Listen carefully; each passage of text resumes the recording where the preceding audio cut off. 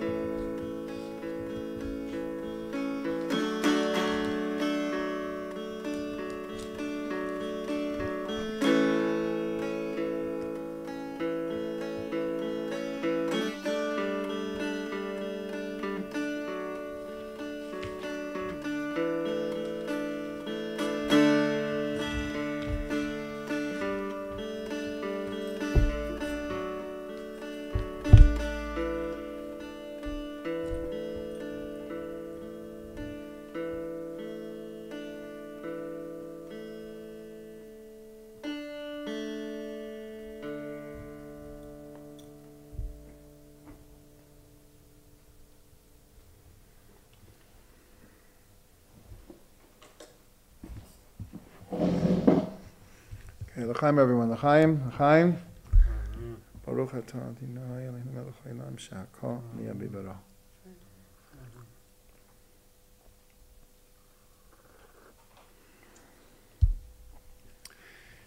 Okay, so as I said, 2 parshas this week, Vayakhel and Pekudei.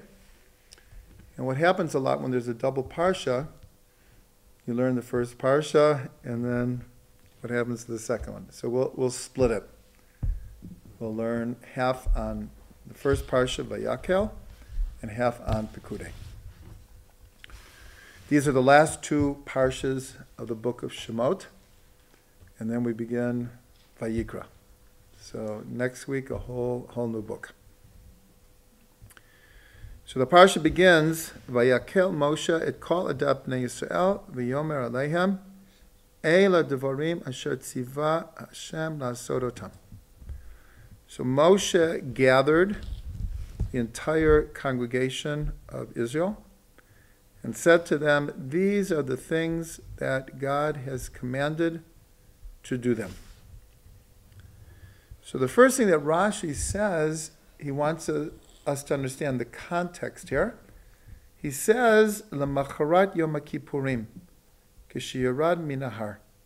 He says, when did Moshe gather all the people together? He says, the day after Yom Kippur, when he came down from the mountain with the second tablets. Moshe has basically been at the top of Mount Sinai for 120 days.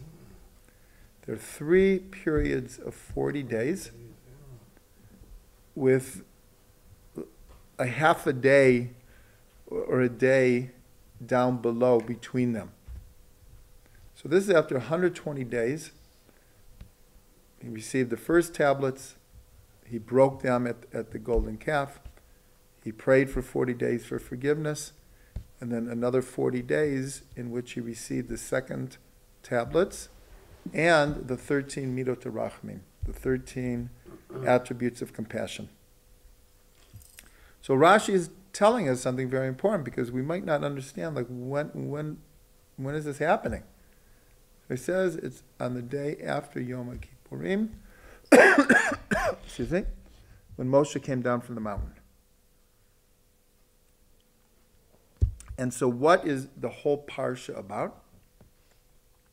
Other than the first 2 verses that come after this, the entire Parsha is about the commandments of making the Mishkan. Now, we've already had this a couple of weeks ago. But there, God was instructing Moshe privately. And here, that's why the first thing he says, these are the things that God has commanded to do. And Rashi,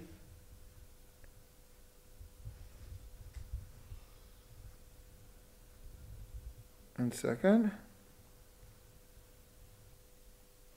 No, it's a different Rashi. But Rashi tells us in a different place that, what does it mean? These are the things that God has commanded. Rashi says, Moshe says to the people, God commanded me to command you. And the first thing he tells Bnei Yisrael is about Shabbos, to keep Shabbos. And then the rest is about the instructions for putting up the Mishkan. The truth is there's a lot of new material in the Parsha, but there is definitely a lot of seeming repetition. And that's why many people, go to sleep during this Parsha because they feel, well, I'm sorry? It's long. Yeah, it's long, and there's a lot of repetition, but really when you look very, very carefully, there is a lot of new material as well. So in the limited time that we have, because we're trying to do 2 parshas, I want to concentrate on one word, the first word, Vayakhel. He gathered them together. So we're going to learn according to the system of Pardes. and we'll start with the pshat, the simple literal meaning, is what Rashi tells us, that Moshe is now down from the mountain after 120 days, and really the people have no idea of what he's been receiving since the Ten Commandments. But the first thing he tells them is about the Mishkan. So this is a simple meaning. The simple meaning is he gathers, as it says, the entire congregation. And he begins to give over what they are to do to build the tabernacle. The commentaries point out that this word Vayakhel is the same letters, but slightly different vowels. The same word when the people gathered together to build the golden calf. So this is a remez. There's a hint here that the tabernacle is a sign of God's forgiveness for the sin of the golden calf. In other words, just like they gathered together and got in a lot of trouble. So now Moshe gathers them together with the same word, Vayakhel, in order for them to do something holy, to create a home, as it were, for godliness in the world.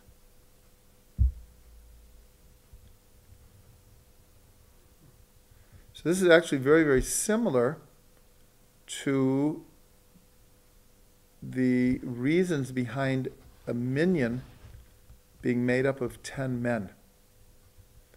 These are two incidences where 10 men get together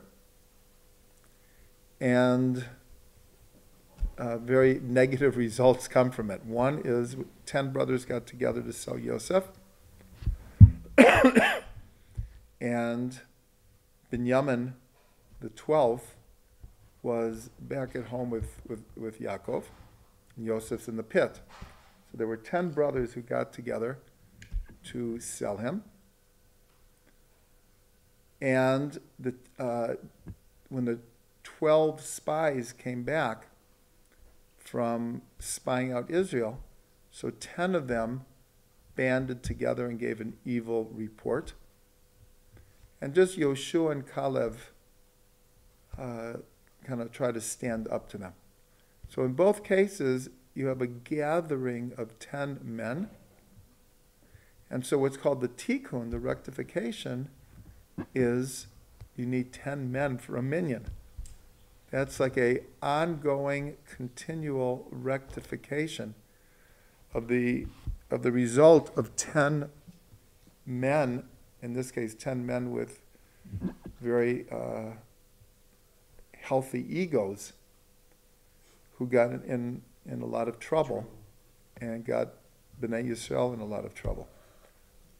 So this is a very similar kind of thing of using the word Vayakhel here. It's the rectification of gathering together to make the golden calf. So that's on the level of, we'll call it remez, of a hint.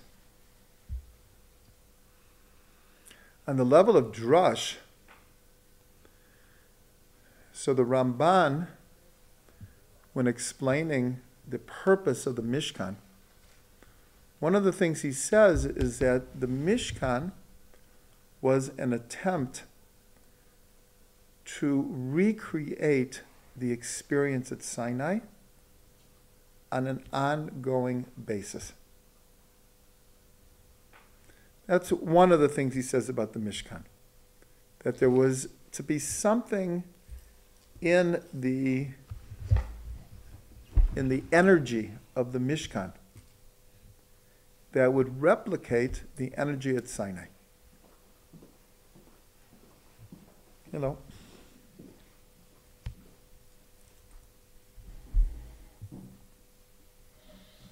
So when we received the Torah at Sinai, so it says that we camped across from the mountain. And we learned this a number of weeks ago, that the word camped is in the singular, which causes Rashi to give his famous comment, Ki'ish echad b'lev echad, like one person with one heart. And everyone learns that it wasn't a casual connection that they happened to be camping before receiving the Torah as one person with one heart. It was the needed ingredient to be able to receive the Torah. Because had they come to Sinai in disagreement and in fighting, they wouldn't have been proper vessels to receive the Torah.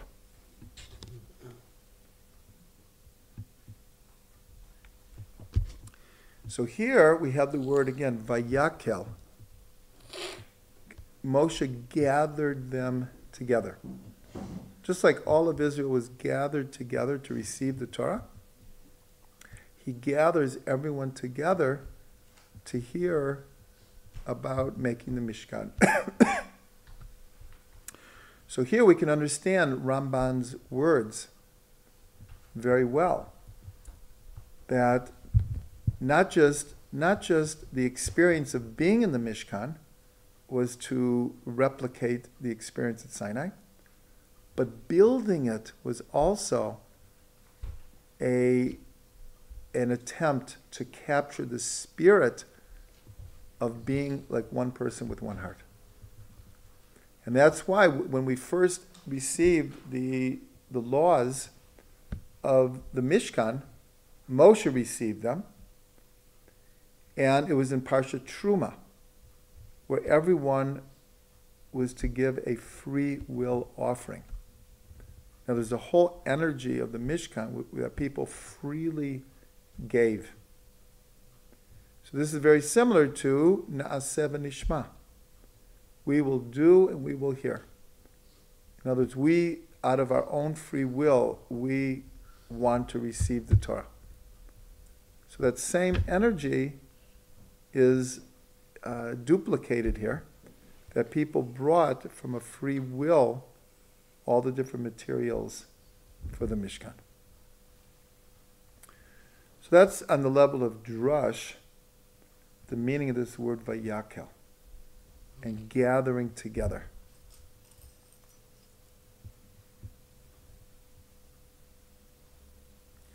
On the level of sod, the deeper mystical level, this is what many Hasidic rabbis call a level called all of Israel. Because it says he gathered up Kol Adat Bnei Yisrael, the entire congregation. I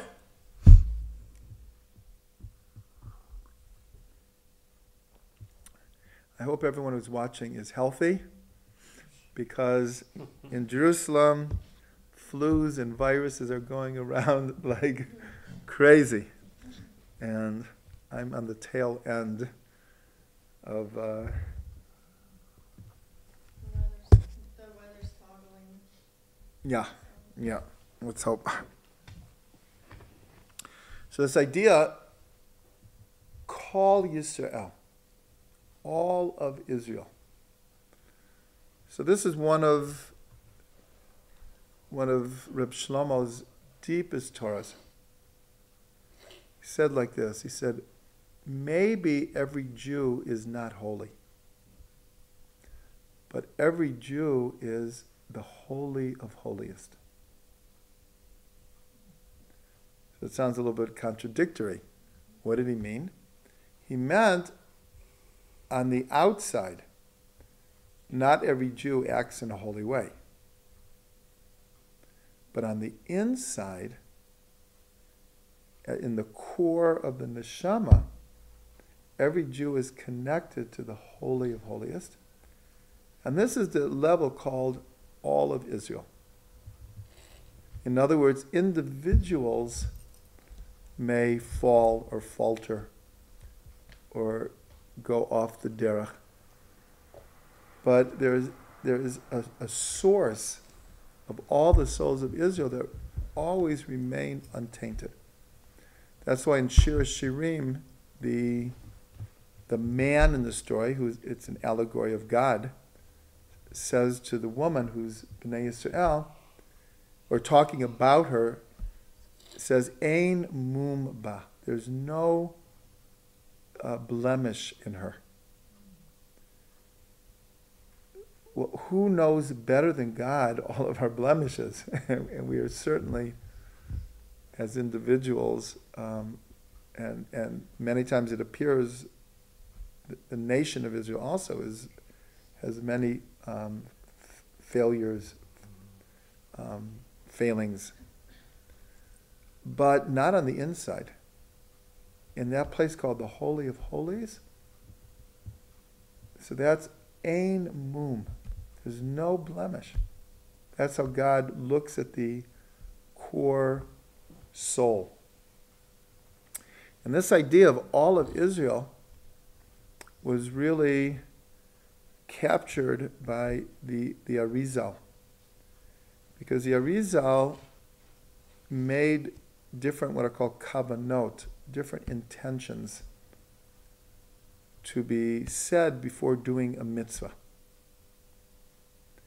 And they're all, they're different versions, but the main ingredient is for the sake of unifying the Holy One, blessed be He, and the Shekhinah, and then by unifying God's name. And it ends, B'Shem Kol Yisrael, in the name of all of Israel. So before we light Hanukkah candles, before we count the Omer, almost any mitzvah, you can say this intent that in Nusach Sfard, before we say Baruch She'amar every morning, there's this idea. But it ends with B'Shem Kol Yisrael. I, as an individual, am doing this mitzvah in the name of all of Israel. So we connect ourselves to all of Israel. Our individual actions become united with this greater idea called all of Israel. And that's what Moshe is doing here. He's gathering together all of Israel. So this is a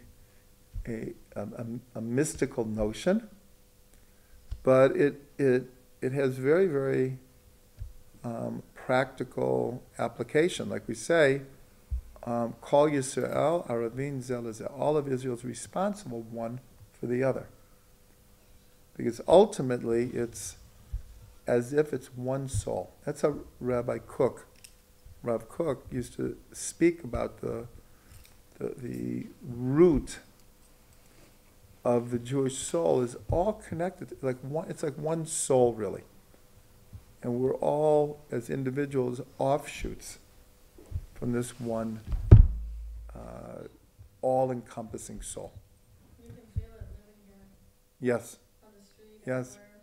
yes. Everyone's watching out for each other, fighting with each other, helping each other. It's Okay. very unique. For those who didn't hear, someone made a beautiful comment that in Israel, you can feel this on many, many different occasions. All kinds of different opportunities where you feel that you're part of something so much greater than yourself. That there is an all-encompassing, surrounding energy called all of Israel. All of Israel. Especially now, where the south of Israel is under attack.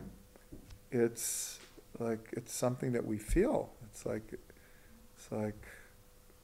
it affects us. So at Hashem, everyone will be safe.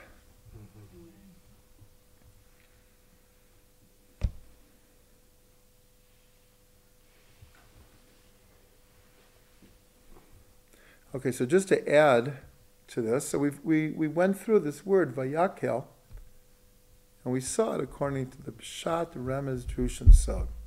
The literal meaning, the alluded to meaning, the allegorical meaning, and the mystical meaning. And just to add one other idea that fits in very nicely here is that in the beginning of the Parsha, so Moshe lists the various materials that are to be brought for making the Mishkan. These are the same materials that are mentioned in Parsha Truma.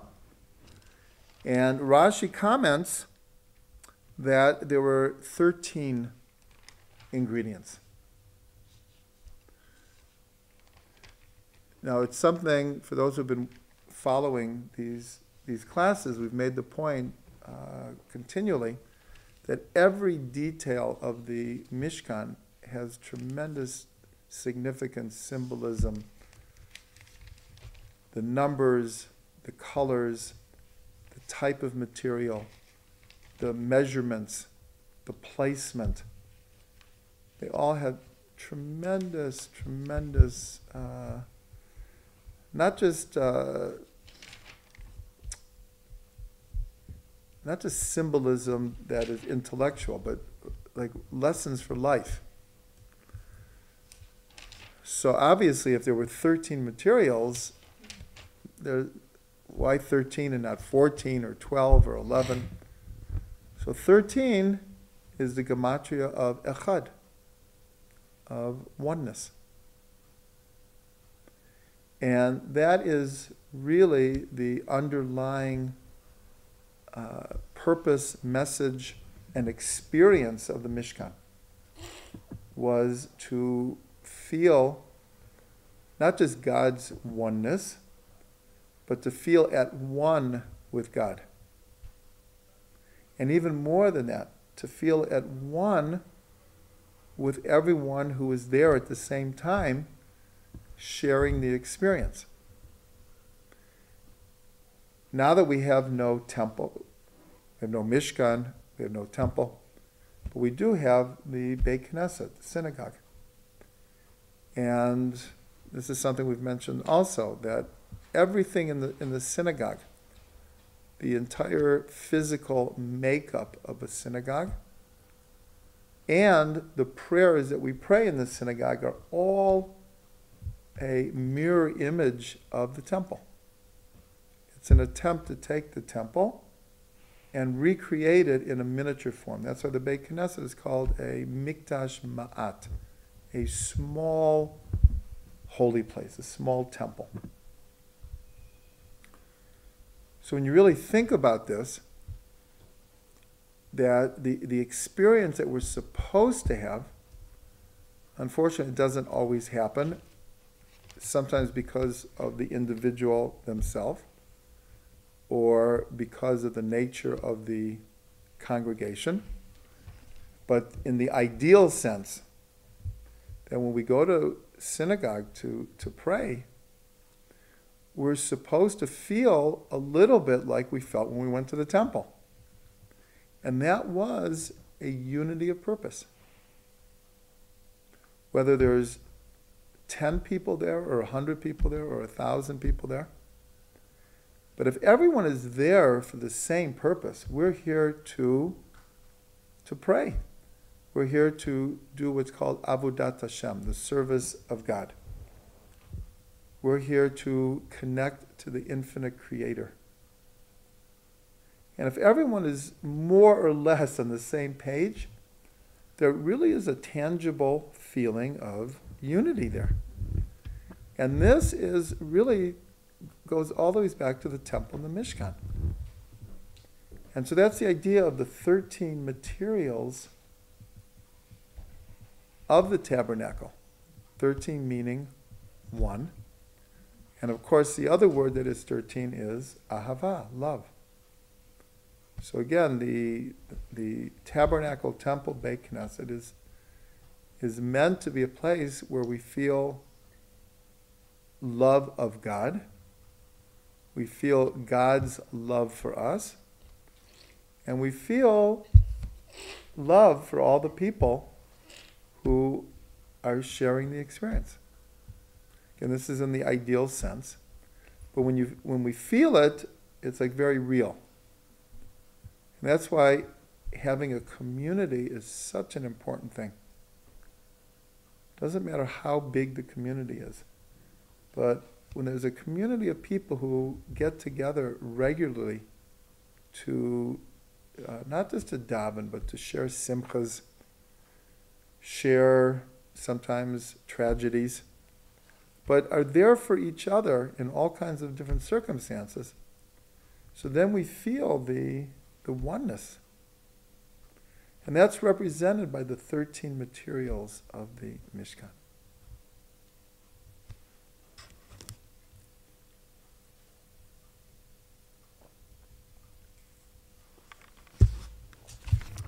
Okay, now we go to Parsha Pekudei.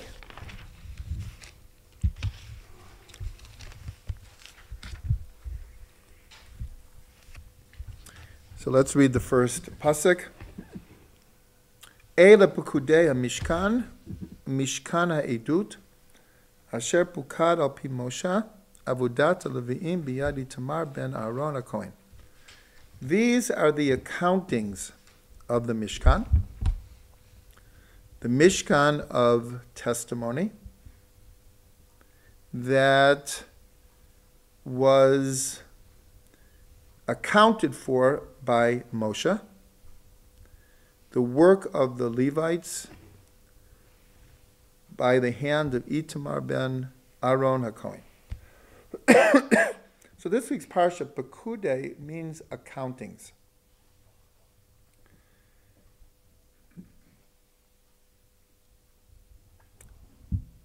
There is actually so much to learn in this first verse. For those who have Orchard of Delights, so there's a number of different Torahs of, first of all, why is accountings in the plural? It could have said it in the singular, because there was an accounting. But it says these are the accountings in the plural. And second of all, it says the word Mishkan 2 times in a row, when it could have just as easily had just one word, Mishkan. So for those who have the book, and if you don't, this is a great plug for Orchard of Delights. You can get it on our website. But these are very, very, very deep matters here. If we have time, maybe we'll go back to it, but maybe this is a good tease for people to make sure you read the Orchard this week or get a copy. But what I wanted to give over, the main thing is at the very end of the Parsha. So a lot of the Parsha is the accountings. That Moshe actually makes accounting of how much gold, how much silver, how much copper, and everything is accounted for. And then the Parsha states we'll call it the procedure, the ceremony of putting up the Mishkan. Because for 4 or 5 weeks now, we've been discussing building the Mishkan. At the end of Pekudei is how they actually put it up. And if you look in chapter 40, the first verse, it's on page 536 in the Art Scroll.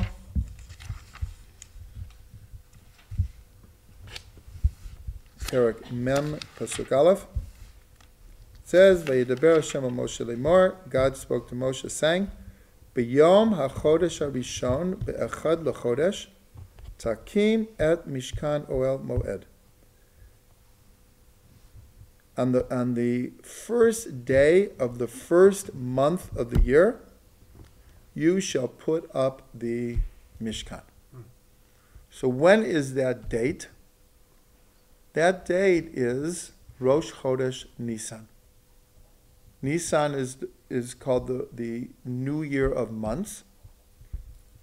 And Rosh Chodesh Nisan is the day that the Mishkan was put up. So that's what it says, on the first day of the first month, meaning Rosh Chodesh Nisan. Now, for those who follow this class, we're going to see that this day is one of the most important days in the entire Torah. Why? Because 4 or 5 parshas deal with this one day. We begin here in the first portion of Vayikra. So God speaks to Moshe when? On this day, on Rosh Chodesh Nisan, the day that they put up the Mishkan. The next Parsha, Parsha Tzav,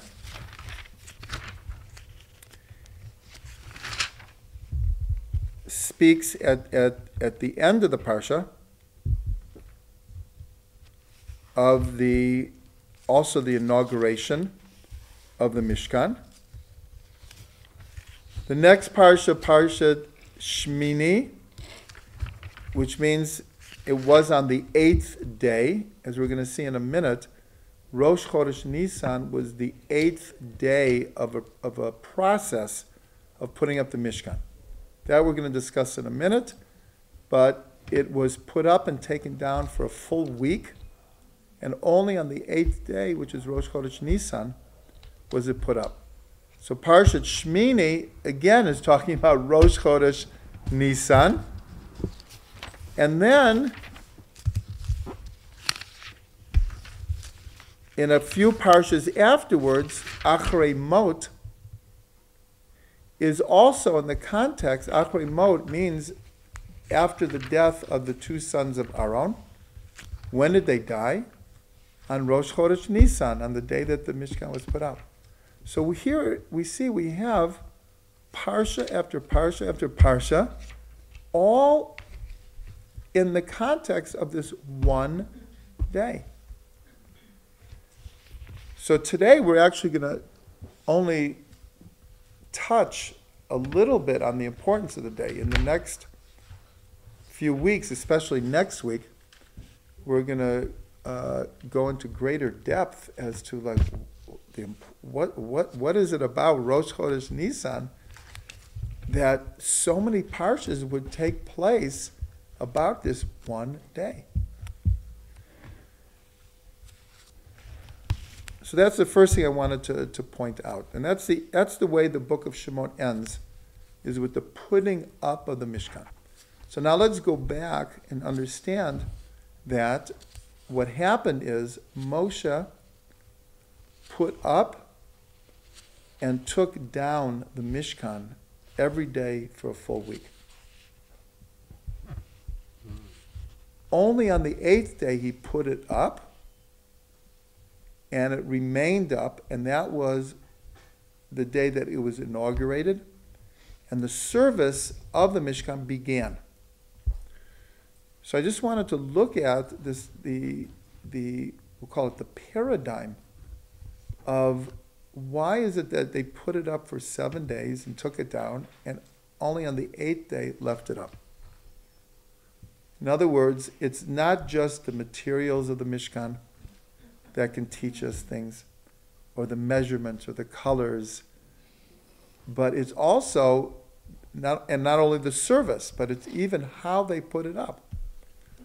So there's a very, very important verse that says, Sheva yipol tzadik v'kam.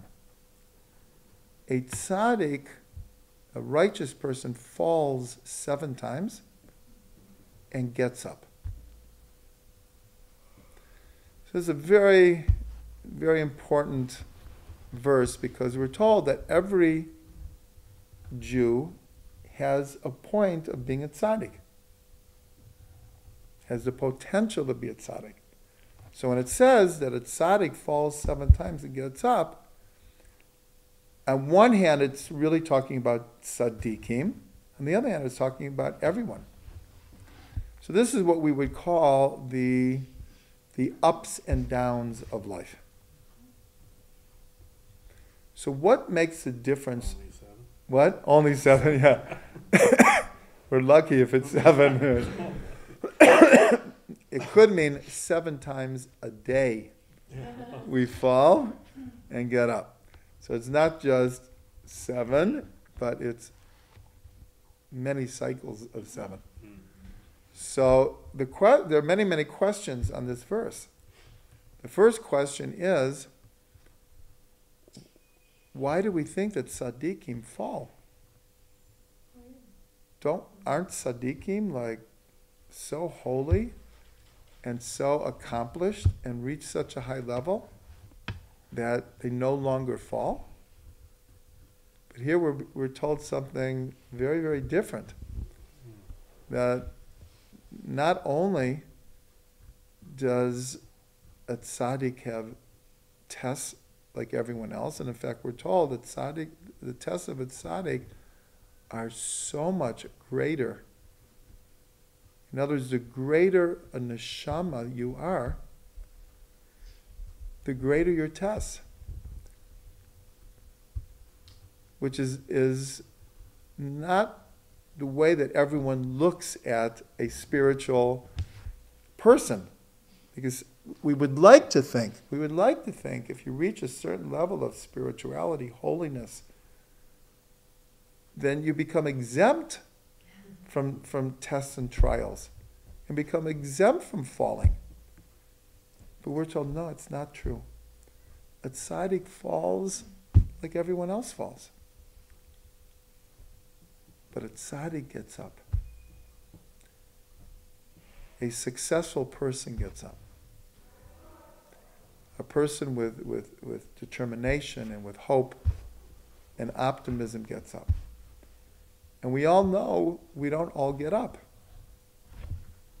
We all know people who don't get up. So this is the paradigm in which the Mishkan is put up. It's not a small detail that Moshe put it up and he took it down. Some people would explain it was like rehearsals. It was like practice runs for the big day, the 8th day, Rosh Chodesh Nisan. And there's something to it on a practical level. Remember, we learn everything according to Pshat, Remez, Jewish, and so on.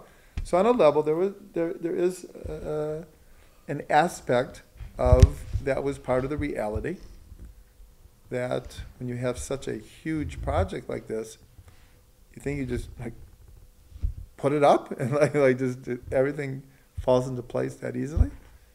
No, 7 times. But on a deeper personal level, it's teaching us to create a place for God in our hearts, in our soul. It's a lot of putting up and taking down.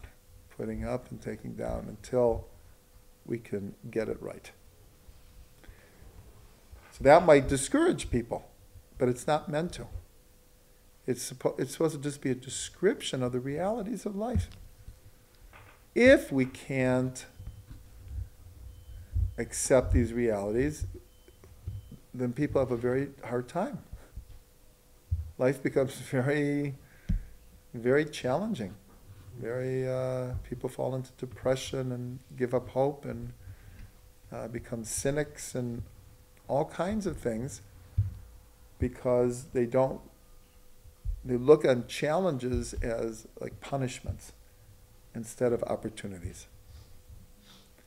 And we all know it's not easy all the time to look at challenges as opportunities. But one would think if we go through it enough times, we would kind of learn slowly to take things in stride learn to take things with a grain of salt, and to look at life optimistically and see challenges as opportunities for growth and spiritual advancement.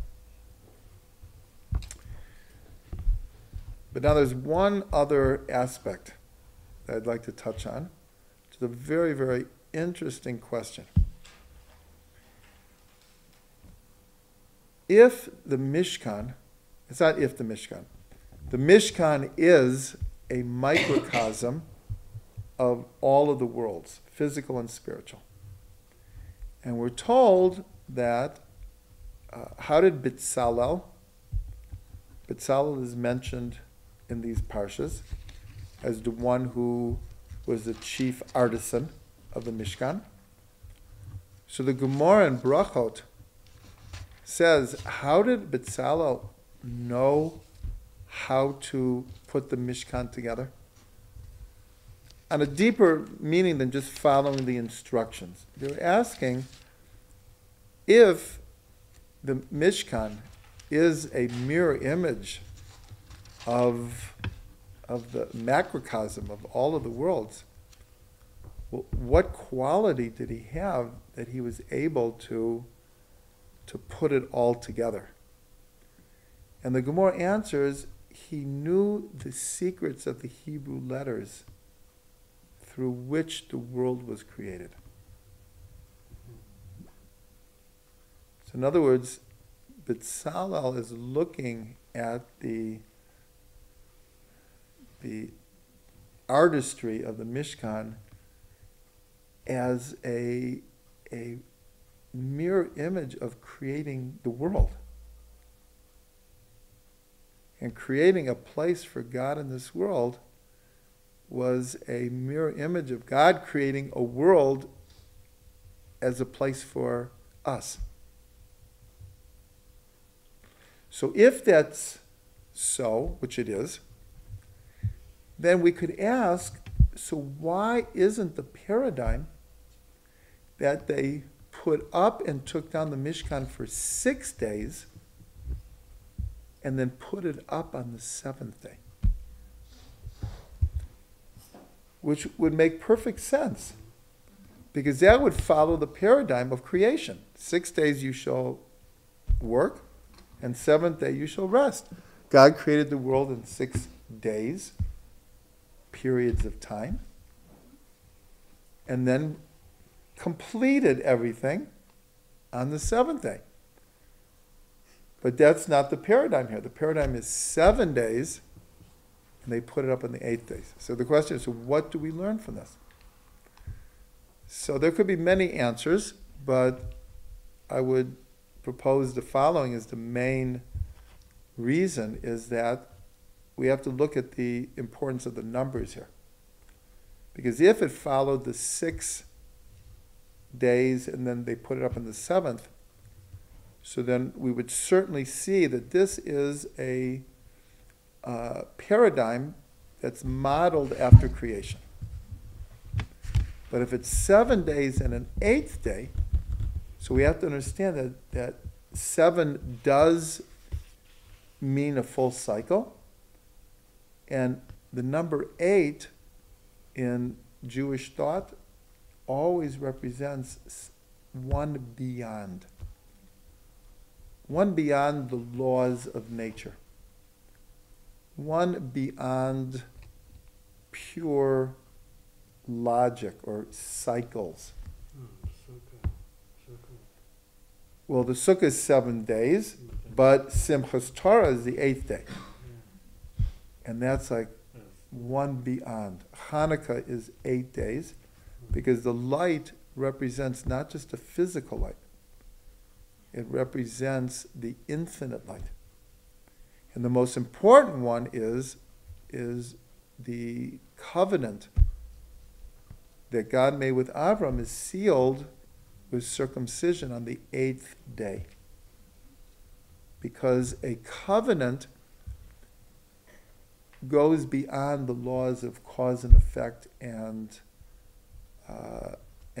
logic. Because a covenant cannot be broken. So even when we do everything wrong and do not follow God's commandments and do not follow the Torah, but still the covenant can never be broken. That's one beyond. So the number 8 always represents this idea of transcendence. One beyond. So that is the message here. The message here is that when we look deeply at what was the purpose of the Mishkan, what was the service in the Mishkan, what we see is it transcends the natural laws of the universe. What do I mean by that? That when we think about it in a deep way, the Mishkan is an attempt to, as it were, make a dwelling place for God. That's what God says. Asuli mikdash v'shechanti b'tocham. Make for me a mikdash, and I will dwell in their midst. So God himself is telling us that's the purpose of this Mishkan. So in other words, the Mishkan was the meeting place between God and man. But on a deep level, this is a transcendent idea that we as very finite, limited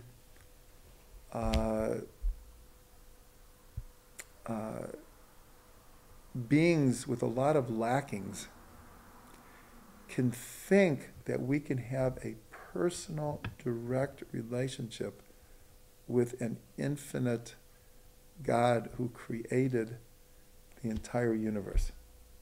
So we might take that for granted every time we go to shul. Yeah, I'm praying to God, and what's the big deal?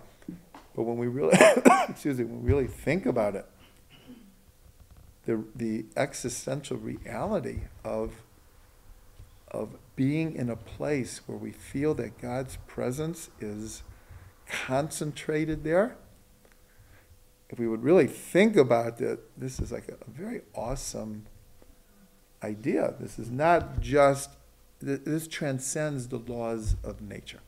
And that's why in Pirkei Avot, it lists 10 ongoing miracles in the temple. There were 10 ongoing miracles that were happening all the time in the temple. Meaning that people who came to the temple, we were going into a different world altogether. That's the importance of these 10 miracles. What it's telling us, it's not that the place was gorgeous. It's not that just the singing was heavenly. It's not just that there was more gold in the temple than Fort Knox has ever seen. Those things are true. But when we walked into the space of the temple, we were like walking out of the laws of nature into a different realm altogether. A different realm.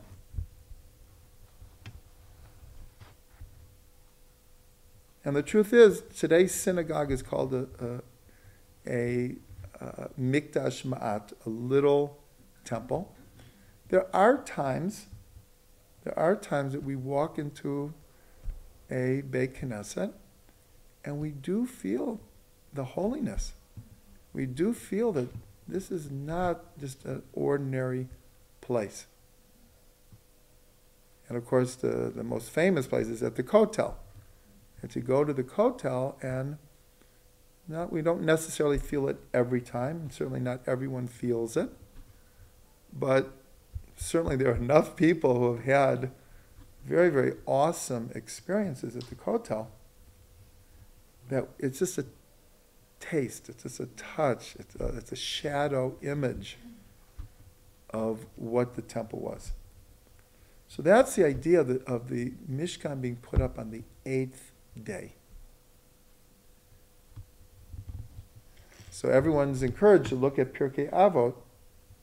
It's towards the end of Pirkei Avot, and it lists the 10 different miracles that were happening. And people saw it. People saw things happening there that just were not happening in regular time and space. Okay, so we'll end with a blessing. So I mentioned that God says, Asuli mikdash v'shachanti b'tocham, make for me a holy place and I will dwell in their midst. So everyone knows the famous comment. It doesn't say in its midst, but in their midst, in the midst of each and every person. So we're ending the book of Shemot, and the last 5 parshas have been, except for the golden calf, have been exclusively about building the Mishkan and now putting it up. Next week we begin, what did we do there? The service in the temple. Now that we've put it up, what is the service there? And how does it relate to us today? So we should all have the blessing that we learn from these parshas how to build a Mishkan for God within us, within each person, so that God can come and dwell in our midst. Chaim l'chaim. Chaim.